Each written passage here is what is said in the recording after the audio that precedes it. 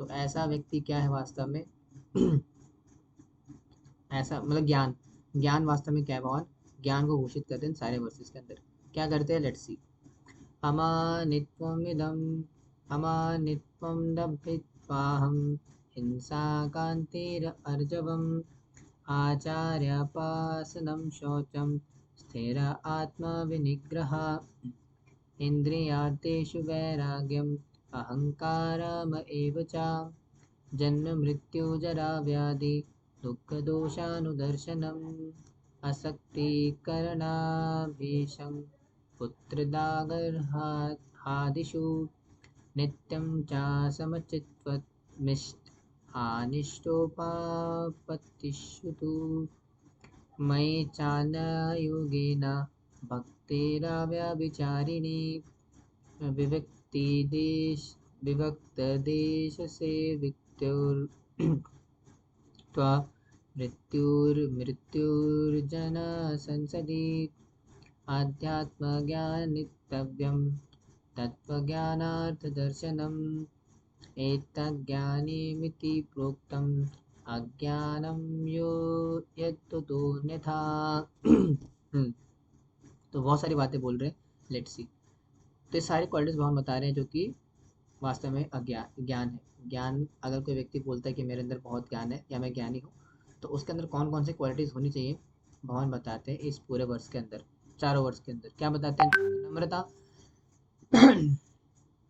अहंकारहीनता, अहिंसा, सहिष्णुता, सादगी, सच्चे आध्यात्मिक गुरु के पास जाना, स्वच्छता, स्थिरता, आत्मसंयम, इंद्रिय सुखों का त्याग, झूठे अहंकार का भाव, जन्म मृत्यु, वृद्धावस्था और रोग की बुराई का ज्ञान, वैराग्य, बच्चों, पत्नी, घर और अन्य चीजों से संबंध से मुक्ति, सुखद और अप्रिय घटनाओं से संभाव, मुझ में निरंतर और शुद्ध भक्ति, एकांत स्थान में रहने की इच्छा, जन समूह से वैराग्य, आत्म साक्षात्कार के महत्व को स्वीकार करना और परम सत्य की दार्शनिक खोज, इन सभी को मैं ज्ञान घोषित करता हूँ। तो इस सारा का सारा क्या है वास्तव में?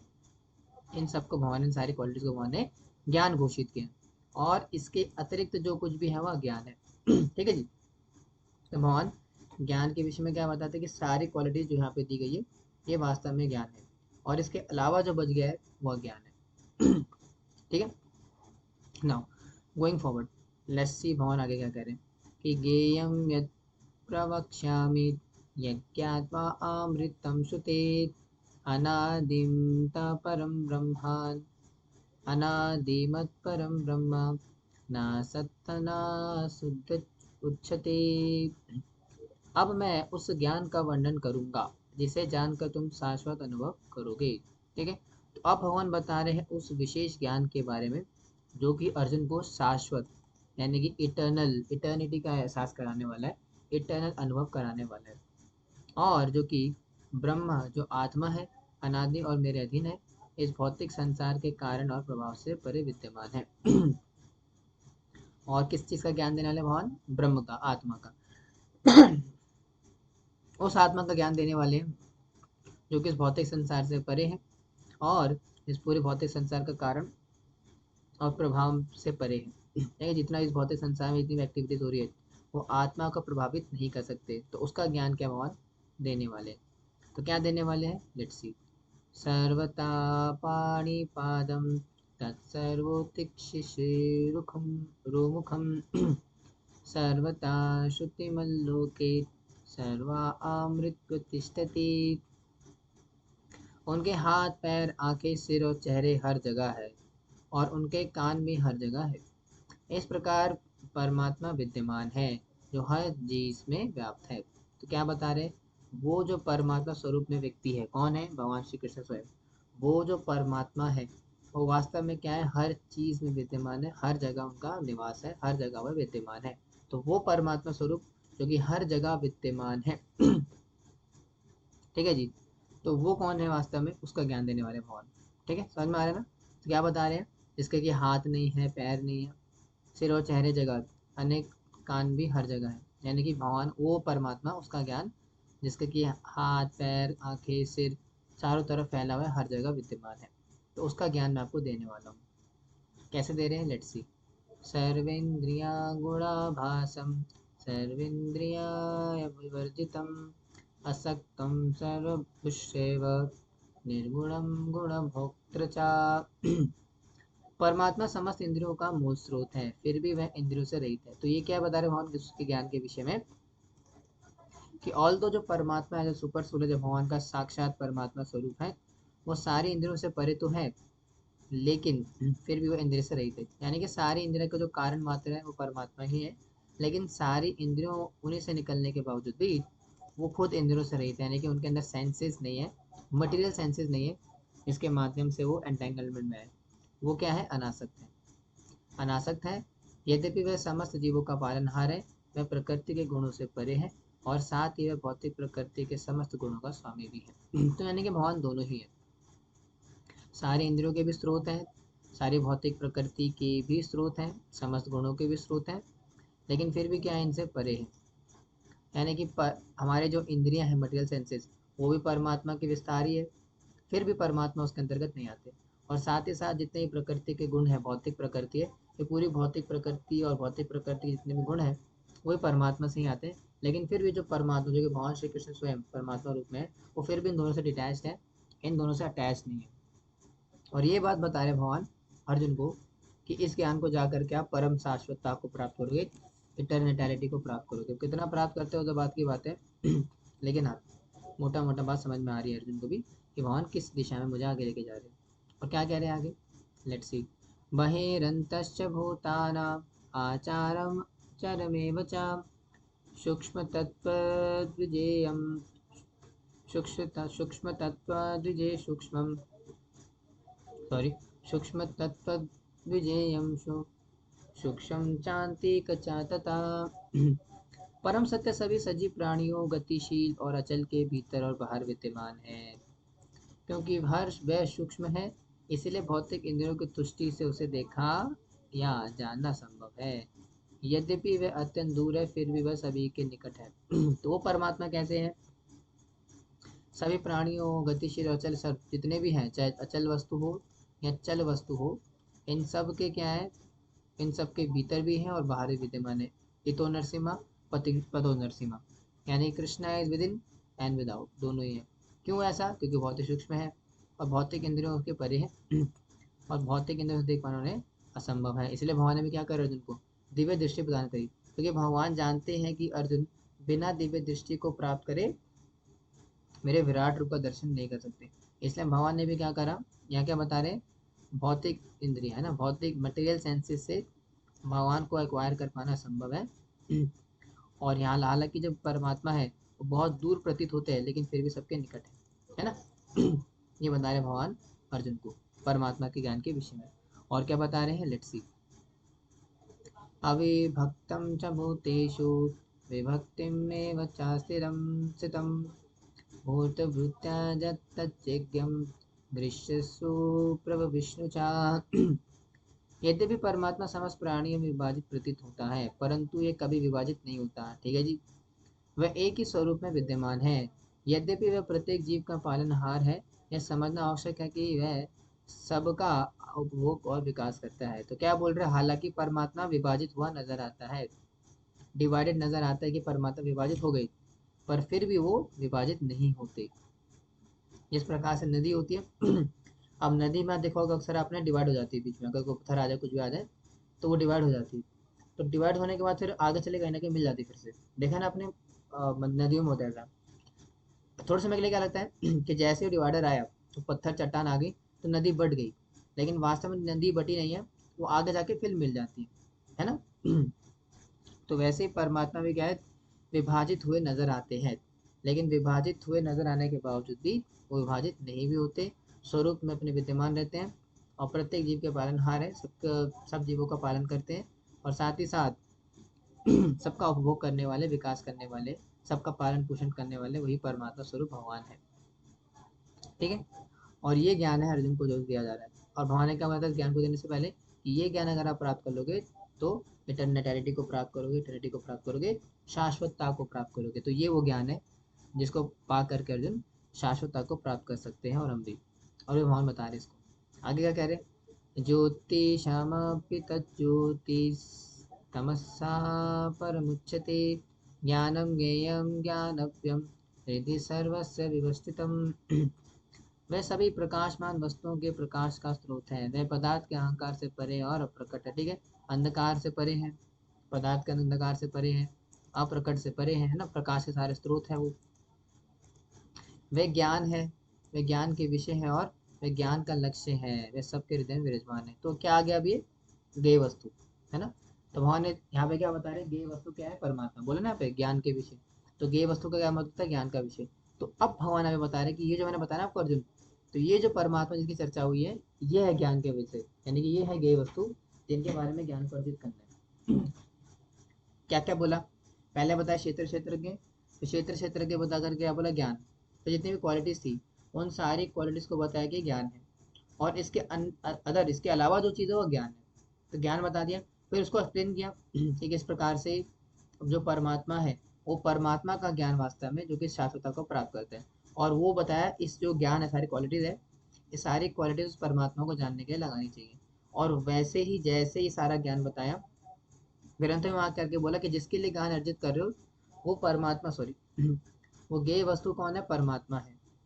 और यहाँ पे आके इसलिए बता रहे हो क्वालिटीज के बारे में। अब समझ में आ रहा है क्या है। तो क्षेत्र इसलिए बताया, क्षेत्र हो गया, क्षेत्रज्ञ हो गया, ज्ञान हो गया, गेय हो गया। क्या रह गया, प्रकृति और पुरुष, दो चीजें रह गई। भगवान अभी आगे बताते हैं प्रकृति क्या है, पुरुष क्या है ना। तो अभी तक क्या क्या हुई, चार चीज हो गई, क्षेत्र क्षेत्र के ज्ञान और गेय। अब भगवान आगे भी प्रकृति और बाकी चीजों के बारे में बताते हैं। क्या बोल रहे हैं, लेट्स सी। समझ में आ रहा है, जो पढ़ा रहे हैं, जो टॉपिक चल रहा है समझ में आ रहा है, व्हाट इज गोइंग ऑन, ऊपर से नहीं जा रहा, सिर्फ एक ही को समझ में आता, बाकी किसी को समझ नहीं आता। हम्म ऐसा, सिर्फ एक ही डीओडी को समझ में आता, बाकी किसी को समझ में नहीं आता क्या, बताइए। आ रहा है ना समझ में जो बता रहे हैं यहाँ पे, समझ में आया। हम्म थम्स अप करिए, थम्स अप करिए, कुछ तो करिए, रिस्पॉन्स तो करिए कुछ भी। पता कैसे चलेगा कि समझ में आया है, बताइए।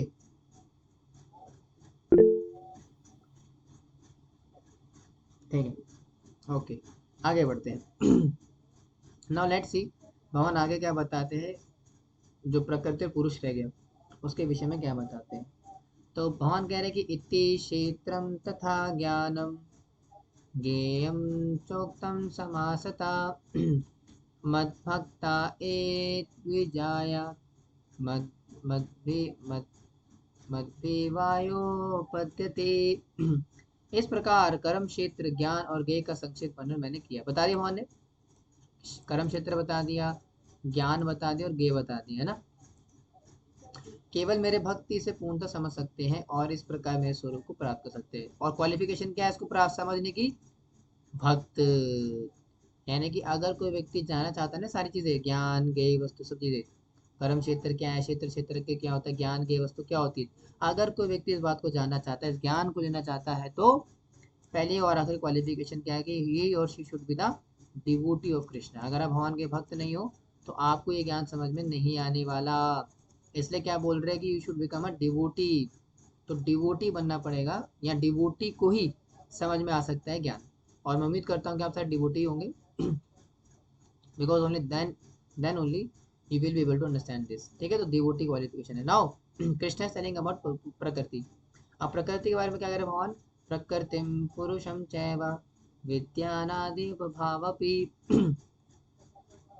विकारं च गुणांश्चैव विद्धि प्रकृतिं संभवान। भौतिक प्रकृति और सजीव प्राणी को अनादि समझना चाहिए। प्रकृति कैसे समझनी चाहिए हमें, प्रकृति के विषय में क्या बता रहे हैं कि जो प्रकृति है और जितने भी जीवित प्राणी हैं उन्हें आप अनादि मानो। अनादि का मतलब जिनका एंड नहीं होता। अरे प्रभु जी कैसे एंड नहीं होता, मेरे दादाजी की डेथ हुई, अभी मेरी दादी की डेथ हुई, मेरी भी डेथ होगी एक दिन, आप कह रहे हो अनादि है। हाँ अनादि है, आत्मा स्वरूप की बात हो रही है यहाँ पे, भौतिक शरीर के स्वरूप की नहीं है। भौतिक शरीर तो वैसे ही मरा हुआ है, यहाँ पे अनादि की बात करें प्राणियों के लिए, वो है जीवात्मा। तो वही बता रहे कि भौतिक प्रकृति है, जीवा प्राणी है इनको अनादि मान लो भैया आप, इटर्नल मान उनको। क्यों? क्योंकि इनके रूपांतरण और पदार्थ के गुण भौतिक प्रकृति के ही उत्पादक हैं क्योंकि इनके जितने भी कॉन्टेक्स्ट में चीजें आती हैं ये सारी भौतिक प्रकृति के गुणों से उत्पन्न होती हैं, इसलिए इसको क्या मानो? अनादि मानो ठीक है। उसके रूपांतरण से आती है और ये हमेशा ऑन गोइंग चलता रहेगा। जितनी ज़्यादा आपकी डिजायर्स होंगी उसके अकॉर्डिंग ये चीज़ें आती रहती है। यानी कि सिंपल भाषा में बोले कि आपका इस संसार के प्रति कितना भोग की वृत्ति होगी, कितनी भोग की भावना होगी, उसके अकॉर्डिंग संसार आपको रेसिप्रोकेट करता है। ठीक है। कर्म करोगे उस प्रकार से ना, उसी प्रकार से कर्म करोगे तो उसी प्रकार से कर्म करने की वजह से उस प्रकार का भोग लोगे, फिर उसी प्रकार के भोग करने की वजह से आप नाना प्रकार के उन्हें मिलेंगे आपको। अभी आएगा 14 चैप्टर के अंदर ठीक है जी। तो प्रकृति के विषय में क्या बताया भगवान ने? प्रकृति को जिस प्रकार से कार्य करती है। और क्या होती है प्रकृति? कार्याकार कृत्वे, कार्यकरण कृत्वे कृतव्ये विकासा प्रकृतिरुच्यते। पुरुषं पुरुषः सुख दुख भोजनम भोक्तृत्वे आतरुच्यते। ऐसा कहा जाता है कि प्रकृति सभी भौतिक कारणों और प्रभावों का कारण है। तो प्रकृति कैसी है? ऐसा माना जाता है कि सारे कारण संसार के अंदर जो है वो प्रकृति के माध्यम से हो रहे हैं और एक्चुअली में हो भी रहे। बारिश हो रही है, धूप पड़ रही है, ये सारा किसका है? ये भौतिक प्रकृति का तो पार्ट है। तो भौतिक प्रकृति ऐसा प्रतीत होती है कि सारे कारण संसार के अंदर जितनी भी चीजें होती है इन सब के कारण है, लेकिन फिर भी जीव इस संसार में विभिन्न दुखों और सुखों का कारण है। यानी कि हालांकि संसार के अंदर सब प्रकार के कार्य प्रकृति के माध्यम से हो रहे हैं, यानी कि प्रकृति इन्फ्लुएंस डालती है मनुष्यों के ऊपर, जीवात्माओं के ऊपर, जानवरों के ऊपर। तो इन प्रकृति के प्रभावों के कारण वास्तव में सारे कारण होते हैं, सारी एक्टिविटीज होती हैं। लेकिन जो जीव है इस संसार में विभिन्न दुखों और सुखों का कारण है जो जीव है, जब जीव इसके संपर्क में आता है, यानी कि जीव जब प्रकृति का इस्तेमाल करता है अपने भोग के लिए या किसी भी कारण से, तो फिर उस संसार में दुख पाता है। क्यों? क्योंकि वो जब मान लेगा कि भैया प्रकृति करता नहीं है, मैं करता हूँ, तो जब अपने आप को करता मान लोगे तो क्या होगा? फिर भोग करोगे, भोग करोगे तो क्या होगा? फिर कष्ट मिलेंगे। तो इसलिए बता रहे हैं कि नहीं, प्रकृति को भोगता मान लो। और प्रकृति को कैसे देखो आप?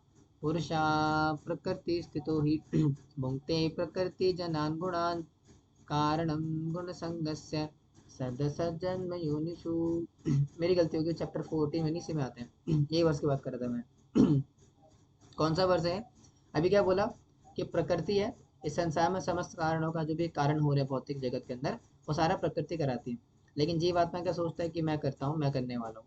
तो जब जीवात्मा इसको सोच लेता है कि मैं करने वाला हूँ तो क्या करता है?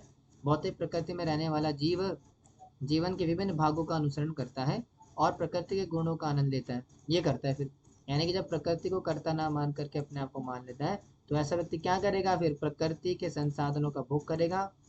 ये ऐसा बोलना चाहिए कि प्रकृति के साधनों को एक्सप्लॉइट करेगा, शोषण करेगा। और क्यों करता है? वो आनंद लेने के लिए, मजे करने के लिए, एंजॉय करने के लिए। और जैसे ही वो करता है ये चीज ये भौतिक प्रकृति से उसके जुड़ाव के कारण होते हैं। ठीक है। और ये क्यों करता है? मतलब क्यों व्यक्ति जो है प्रकृति को भोगने की कोशिश कर रहा है? जस्ट बिकॉज द अटैचमेंट, वो जो उसका आसक्ति है, जो अटैचमेंट है भौतिक प्रकृति से, जन्म जन्मांतर से भोग कर करके जो एक स्वाभाविक आकर्षण हो गया माया के प्रति, भौतिक संसार के प्रति, गुणों के प्रति, भोगों के प्रति, उसके कारण से करता है। और जब वो इस कारण से वह नाना प्रकार के भोगों में लगता है तो क्या होता है? इस प्रकार विभिन्न जीवों में, अच्छे और बुरे दोनों प्रकार के जीवों में सम्मिलित होता है। और तब जा करके सत असत जन्म योनिषु, जो बार बार जन्म मृत्यु का चक्कर लगा पड़ता है और अच्छी बुरी योनियां, यानी कि निकृष्ट योनियां और उत्कृष्ट योनि में जाने का जो खतरा होता है वो इसी प्रकार से होता है कि कौन व्यक्ति प्रकृति के कितने संपर्क में आया या प्रकृति के संसाधनों का कितना भोग करने का प्रयास कर। जितना आप प्रकृति के संसाधनों का भोग करने का प्रयास करते हो उसी हिसाब से क्या होता है? सत असत जन्म योनिषु, आपकी जो यूनि होती है, आपकी जो क्या बोलेंगे, नेक्स्ट बर्थ होता है, अकॉर्डिंगली डिसाइड होता है। According to your karmas, according to what you perform, आपकी चेतना कैसी है, आप क्या कर्म करते हो इन सारे बेसिस पे डिपेंड करता है। और अगर प्रकृति को करता ना मान करके अपने आप को मान लोगे फिर तो गई, फिर तो खत्म सारा कुछ। इसलिए भक्ति में शुरुआत में मैं पहले ही बोल देते दास, दास क्यों बोलता? ताकि ये मान ले भैया कि प्रकृति भगवान करने वाले हैं, अपने आप को कर्ता ना मान बैठे। कर्ता मानने की भावना दुख का कारण बनती है।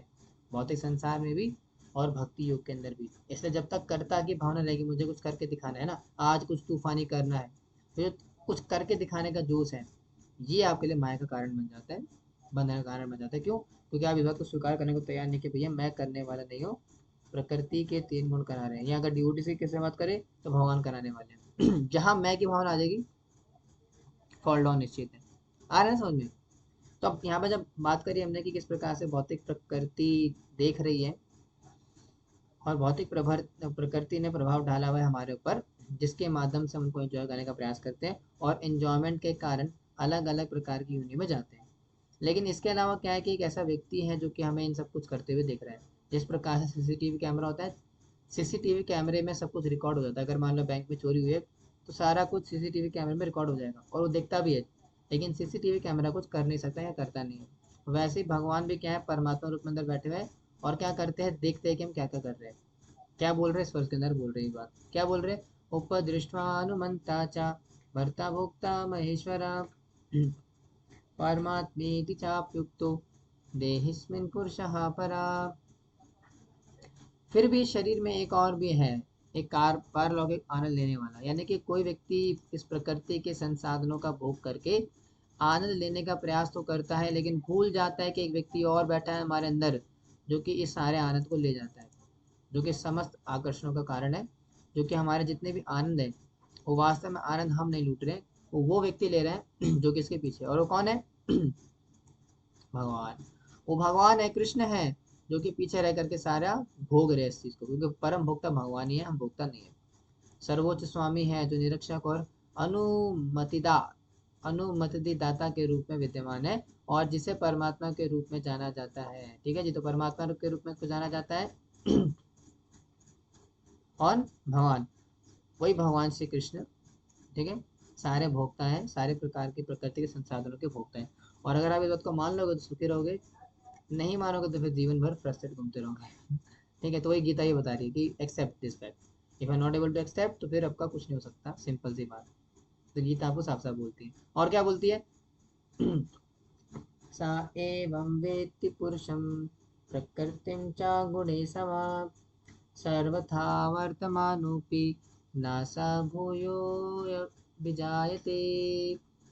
जो व्यक्ति भौतिक प्रकृति, जीव और प्रकृति के गुणों के अंतर संबंध से संबंधित इस दर्शन को समझ लेता है। अब मान लो कोई व्यक्ति इस बात को जान जाए, इस फिलॉसफी को समझ आता है, किस प्रकार से भौतिक प्रकृति और जीवात्मा का संपर्क होता है, और जैसे ही जीवात्मा भौतिक प्रकृति के संपर्क में आती है तो उसको भोगने का प्रयास करती है, और उसके भोगने के प्रयास के कारण ही क्या होता है, सद असत जन्म योनिषु, उसको नाना प्रकार की योनियां प्राप्त होती है। दूसरा क्या है, अगर आप ये नहीं मानते कि वास्तविक भौतिक प्रकृति के वास्तविक भोक्ता भगवान है तो वास्तव में सुख समृद्धि शांति नहीं आती।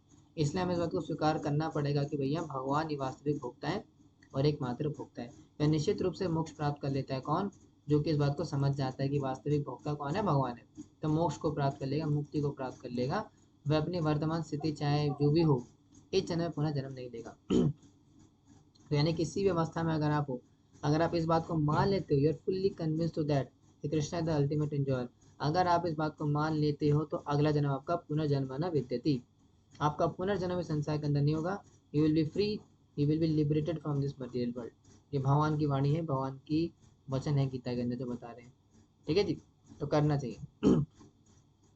आगे बढ़े।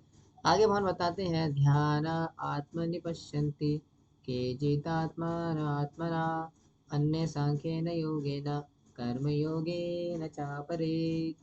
कुछ लोग ध्यान के माध्यम से अपने बिस्तर परमात्मा को अनुभव करते हैं, कुछ ज्ञान की खेती के माध्यम से, और कुछ अन्य फलदायी चीजों के माध्यम, काम करने के माध्यम से। तो क्या बता रहे हैं? जो परमात्मा को, जो मैंने ज्ञान दिया अर्जुन, उस परमात्मा को जागृत करने के लिए लोग नाना प्रकार के प्रयास करते हैं, अलग अलग टाइप की चीजें करते हैं। क्या? कुछ लोग ध्यान के माध्यम से करते हैं, कुछ ज्ञान के माध्यम से करते हैं, कुछ फलों की इच्छा को त्याग करके निष्काम कर्म के माध्यम से करते हैं। तो अलग अलग माध्यम से करने का प्रयास करते हैं, लेकिन मैंने आपको पहले ही बता दिया अर्जुन कि वास्तविक कौन है, श्रेष्ठ कौन है इन सब में से, ज्ञान है ना, हाँ सॉरी, कर्म फलों का त्याग करना, तो आपको डायरेक्टली वही करना चाहिए। ठीक है, तो ये भगवान समझा रहे हैं अर्जुन को। क्या कह रहे हैं आगे, लेट्स सी। अन्य अन्यत्वेजमचानन्ता श्रुत्वान्यभय उपासते तेऽपि चाति तरन्त्वेम मृत्युं श्रुति परायणा। तो मृत्युम श्रुति परायणा क्या कह रहे हैं, फिर कुछ ऐसे भी हैं जो आध्यात्मिक ज्ञान से परिपूर्ण होते हुए भी दूसरे से परमेश्वर के बारे में सुनकर उनकी उपासना करने लगते हैं। यानी कि एक तो है कि स्वतः जो कि उपासना करना शुरू कर देते हैं, दूसरे कौन है, जो कि दूसरे के माध्यम से कथा सुन ली, किसी के माध्यम से सुन लिया कि ठाकुर जी को ऐसे करना चाहिए वैसे करना चाहिए ना। ठाकुर जी तो नहीं कह रहे, परमात्मा की बात करेंगे। तो दूसरे कौन से लोग हैं जो कि आध्यात्मिक ज्ञान की प्राप्ति करते हैं सुनने मात्र से, श्रवण मात्र से। तो सुन करके क्या करते हैं, निराकार की उपासना शुरू कर देते हैं, भगवान के परमात्मा, निराकार तो नहीं, परमात्मा स्वरूप की उपासना शुरू कर देते हैं। और अधिकारियों से सुनने की प्रवृत्ति के कारण वह जन्म मृत्यु के चक्कर से भी ऊपर उड़ जाता है। और ऐसा व्यक्ति जो कि प्रमाणिक स्रोत से सुन रहा है, उत्तम अधिकारी वैष्णव से सुन रहा है, अच्छी जगह से, अच्छी ऑथेंटिक सोर्स से सुन रहा है, तो ऐसा व्यक्ति जन्म और मृत्यु के चक्कर से भी ऊपर उड़ जाता है। ठीक है जी, तो उतना सीरियस टॉपिक है मोहन बता रहे, परमात्मा का ज्ञान। आगे कह रहे हैं, आगे कह रहे कि यावत् जायते किंचित तत्त्वं स्थावरजंगमं क्षेत्र क्षेत्र संयोगात्वा विधि भारत स्वभाव। हे भारत के पुत्र, ये जान लो कि अस्तित्व में जो कुछ भी तुम देख रहे हो, चाहे वह गतिशील हो या चल, वह केवल कर्म क्षेत्र और कर्म क्षेत्र के ज्ञाता का संयोग है। तो यानी कि भगवान क्या बता रहे अर्जुन को कि चिंता क्यों करते हो, सामने जो खड़ा है आपके, वो क्या है वास्तव में, क्या है जो आप देख रहे हो, चाहे वो गतिशील हो या चलो, वो सारा क्या है, कर्म क्षेत्र का मिलकर के बना है, कि ह्यूमन बॉडी का मिलकर के बना है। तो यानी कि ह्यूमन बॉडी को कर्म क्षेत्र कहा जाता है। तो अगर आपको परमात्मा का वास्तविक ज्ञान चाहिए, तो पहले आपको ये मानना पड़ेगा कि जो कर्म क्षेत्र है, कर्म क्षेत्र के ज्ञाता है, ये कोई संयोग नहीं है, ये वास्तव में सत्य है। ठीक है। अब जब भगवान बताते हैं, क्या बताते हैं कि किस प्रकार से व्यक्ति परमात्मा के ज्ञान तक पहुंच सकता है, परमात्मा के ज्ञान को पाने के लिए एक्वायर कर सकता है। अब भगवान बताते हैं कि मैं कैसे रेसिप्रोकेट करता हूँ, यानी कि अगर कोई व्यक्ति उस उपासना में लगा पड़ा है तो खाली तो नहीं रहेगा, मैं कुछ ना कुछ आदान प्रदान करूंगा ना। तो कैसे करता हूँ वो सुन लीजिए। किया समोहम सर्वभूतेषु तिष्ठन्ति भगत तिष्ठन्ता भगवानमं विनाशत्वा विनाशत्यस्विविशन्यन्ता या पश्यति स पश्यति। जो व्यक्ति सभी शरीरों में व्यक्तिगत आत्मा के साथ विद्यमान परमात्मा को देखता है, जो कि व्यक्ति इस बात को देख लेगा कि वास्तविकता में शरीर के अंदर परमात्मा है, शरीर भी है और परमात्मा भी है, भगवान होते हैं और शरीर के अंदर परमात्मा के रूप में रहते हैं। इस बात को अगर कोई मान लेगा और जो यह समझ जाता है कि नश्वर शरीर के भीतर ना तो आत्मा है और ना परमात्मा कभी नष्ट होती है, और साथ ही साथ इस बात को ये मान लेगा कि अंदर परमात्मा नाश नहीं होता है और आत्मा भी नाश नहीं होती, तो वही वास्तविक देखता है। यानी कि बाकी सारे अंधे हैं। यानी कि अगर आप किसी भी व्यक्ति को भगवान के संबंध में नहीं देख पाते, उसको भगवान के कॉन्टेक्स्ट में नहीं देख पाते, समझ पाते, तो वास्तव में आप नहीं देख रहे हो, आप अंधे हो। अंधा हो जाना ज़्यादा अच्छा है इसे। तो इसलिए हमें प्रयास करना चाहिए कि जितने भी लोग हम देख रहे हैं, सुन रहे हैं, मिल रहे हैं on the regular basis, we should be seeing them as a gift of Krishna, तो नहीं बोलूँगा, प्रॉपर्टी ऑफ कृष्णा। तो भगवान के संबंध में देखोगे, अगर भगवान के संबंध में देखोगे तब जा करके भौतिक वासना सता वासना तंग भी नहीं करेगी। अक्सर जो भक्ति में तंग करते हो, काम वासना क्यों तंग करते हैं, क्योंकि ये चीज़ नहीं है। हम जो है अपोजिट जेंडर को है, किसी को भी परमात्मा स्वरूप से नहीं देख पाते कि परमात्मा उसके अंदर भीतर मौजूद है। तो इसलिए क्या होता है फिर वो, आप छोड़, ज़्यादा नहीं बोलेंगे, लेकिन देखना चाहिए, भगवान बता रहे इस प्रकार से दृष्टि होनी चाहिए समस्त प्रकार के जीवों को देखने के लिए। और आगे क्या कह रहे हैं, समम पश्यहनि सर्व समम पश्येन सर्वत्र समाव्यवस्थे मीश्वरम नाहि हन्यस्त आत्मात्मा ततो याति पराम गतिम। तो पराम गति मिल जाती है किसको, जो व्यक्ति परमात्मा को सर्वत्र प्रत्येक प्राणी के समान रूप से विद्यमान देखता है, और जो व्यक्ति इसको ले आएगा, डेवलप कर लेगा कॉन्शियसनेस को, कौन से कॉन्शियसनेस, कि हर जगह परमात्मा का दर्शन करेगा, हर जगह परमात्मा को, भगवान को ही दर्शन कर रहा है, तो अपने मन से स्वयं को नीचा नहीं करता, और इस प्रकार वह पारलौकिक गंतव्य को निकट पहुंच जाते हैं, और अपने मन में स्वयं को क्या बोलता है, नीचा करता है, अपने मन से स्वयं को नीचा नहीं करता, नीचा होना चाहिए यहाँ पे। खैर, यानी कि विनम्रता लेकर के आता है, अपने आप को छोटा मानता है, ऐसा व्यक्ति परम गंतव्य को प्राप्त करता है, उस पारलौकिक भगवान के धाम को जाने के लिए क्वालिफाइड होता है, भगवान के धाम जाने के लिए रेडी होता है। ठीक है जी। और क्या होता है? प्रकृतिव्याच कर्माणि क्रियमाणानि सर्वशा या पश्यति तथात्मानम अक्षरम सा पश्यति। जो व्यक्ति ये देख सकता है कि सभी गतिविधियां शरीर द्वारा की जाती हैं जो भौतिक प्रकृति से निर्मित है, और यह देख सकता है कि आत्मा कुछ नहीं करती, वही वास्तव में दिखता है। ठीक है जी। तो यानी कि वास्तव में दिखता कौन है? जो कि मान लेता है कि सबसे सारी गतिविधियां शरीर के द्वारा की जाती हैं, जो कि प्रकृति भौतिक प्रकृति से बना, यानी कि मटेरियल है, वो स्पिरिचुअल नहीं है। वो व्यक्ति क्या समझ जाता है कि भौतिक प्रकृति शरीर मिलके बना है, और वही क्या है वास्तव में चला रहा है शरीर को। और अगर कोई व्यक्ति इस बात को देख सकता है ना, तो वो वास्तव में देख सकता है, that is real vision. Otherwise जो देख रहा है वो सब तो मतलब वो नहीं है, देख नहीं सकता, प्रैक्टिकल नहीं। तो वैसे ही अगर कोई व्यक्ति इसको देख पाएगा, दैट मीन्स वो व्यक्ति कहाँ जाएगा? फिर भगवान के धाम जाएगा, परमाम गति को जाएगा। परमाम गति में वाले भगवान का धाम ही है। तो अगर धाम को जाना है तो ये करना पड़ेगा। ठीक है जी। और क्या कह रहे हैं आगे भगवान? यदा भूता पृथक भाव में कस्तमानुपश्यति तत एवा च विस्तारम ब्रह्म संदप्तते तथा। जब एक समझदार व्यक्ति विभिन्न भौतिक शरीरों के कारण भिन्न पहचानों को देखना बंद कर दे, यानी कि जब व्यक्ति अलग अलग करके देखना बंद कर दे कि भाई वो काला है, गोरा है, लंबा है, मोटा, स्त्री है, पुरुष है, और सबको समान दृष्टि से देखना शुरू कर दे, सबको आत्मा स्वरूप से दर्शन करना, भगवान की संपत्ति के रूप में दर्शन करना शुरू कर देगा, और यह देखता है कि बंद कर देता है ऐसा व्यक्ति, और यह देखता है कि प्राणी हर जगह किस प्रकार विस्तारित है, तो वह ब्रह्म की अवधारणा को प्राप्त कर लेता है। और अगर व्यक्ति क्या देखता है कि किस प्रकार से संसार के अंदर हर कोई व्यक्ति क्या है? विस्तारित है, हर कोई संसार में दुखी है, तो किस प्रकार से उनको सुखी किया जा सके, किस प्रकार से उनको हैप्पीनेस दी जाए। अगर कोई व्यक्ति ऐसा सोचता है तो ऐसा व्यक्ति वास्तव में देखने वाला है, या बात सही में देखता है। ठीक है, विजन होता है ऐसे व्यक्ति का, जो कि निष्काम कर्म करके इस अवस्था तक पहुंच जाते हैं। और क्या होता है? अनादित्वा त्रिगुणात्मा परात्मा अब यत् यत् परमात्मा अव्ययम् शरीरस्थोपि कौन्तेय न करोति न लिप्यते। शाश्वत दृष्टि रखने वालों की ये देख सकते हैं कि अविनाशी आत्मा दिव्य शाश्वत और प्रकृति के गुणों से परे है। तो यानी कि वास्तविक देखने वाला, वास्तविक जो जिसने आइस को कैप्चर हो, जिसकी वास्तविक दृष्टि होगी, वो देख पाएगा किस प्रकार से अविनाशी आत्मा दिव्य है, शाश्वत है, प्रकृति के गुणों के परे है। कभी भी आत्मा को प्रकृति के अधीन नहीं दिखेगा। तो हे अर्जुन, भौतिक शरीर के संपर्क में होने के बावजूद आत्मा ना तो कुछ करती है ना उसमें उलझती है। तो यानी कि ऑल्दो जो आत्मा है हमारी भौतिक प्रकृति के संपर्क में तो आती है, लेकिन भौतिक प्रकृति के संपर्क में आने के बावजूद भी उससे कलमशित नहीं होती, दूषित नहीं होती, और ना तो कुछ करती है ना उसमें उलझ जाती है, ना तो उसमें फंस जाती है। कौन? आत्मा, क्योंकि वो जानती है, मतलब भौतिक भौतिक प्रकृति और भौतिक प्रकृति के संसाधनों से परे है। कौन? हमारी आत्मा। इसलिए उन चक्करों में नहीं पड़ती। आगे बढ़े, क्या कह रहे हैं आगे?